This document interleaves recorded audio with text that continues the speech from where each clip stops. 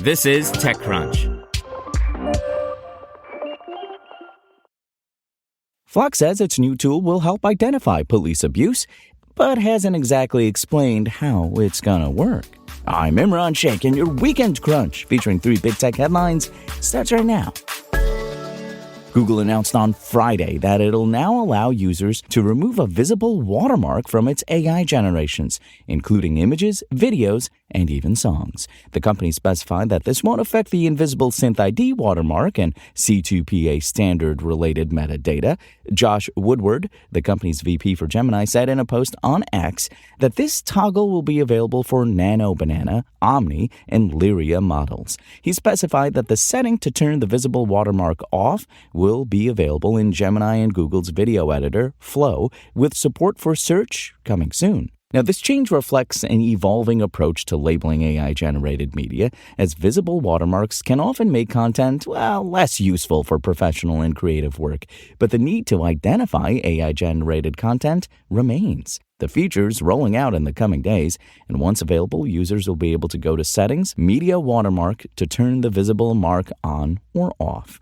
Google's also open sourcing a new library called Credentio to let developers embed a local validation mechanism in their apps. This comes after Anthropic's hotly debated move to include a watermark in text and files generated by Claude to comply with EU regulations.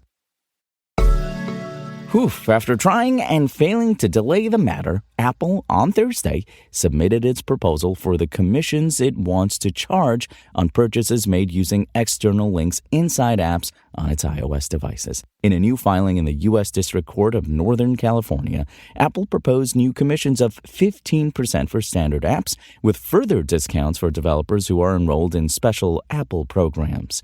Now, under the proposed structure, small business developers would pay a 5% commission on payments, while those in the Video Partner Program, News Partner Program, and Mini Apps Partner Program would pay 10%. Subscription renewals would also be reduced to 10%, the filing states. Now, the iPhone maker has been engaged in a years-long legal battle with Epic Games over its alleged anti-competitive policies regarding App Store commissions, and had been attempting to stall its answer to the court's request for this part of its commission structure. Apple tried to argue that these lower court proceedings should wait until the Supreme Court ruled on another matter related to the case, whether or not Apple was in contempt of a court order when it imposed a new 27% commission on purchases made through external links and imposed rules that restricted how developers could present those links to customers. Well, the Supreme Court on Thursday rejected Apple's bid to pause further action in the lower court's case, forcing the company to reveal its planned commission structure. Now, Apple's position is that it should be permitted to charge fees on in-app purchases made by users of its devices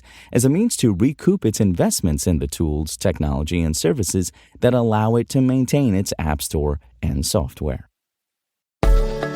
Surveillance technology startup Flock announced a series of new policies and tools on Thursday, claiming they'll help curb abuse of its automated license plate camera reader systems and help keep its law enforcement customers accountable. Flock is now recommending police departments retain data for 7 days rather than the previous 30 days. Along with this change, the company introduced what it calls evidence mode, which can be turned on when customers need to retain data for longer periods in, quote, exceptional cases, unquote, and requires a specific case number. Customers will also now be able to set limits on the data they share with other customers based on the type of offense that's under investigation.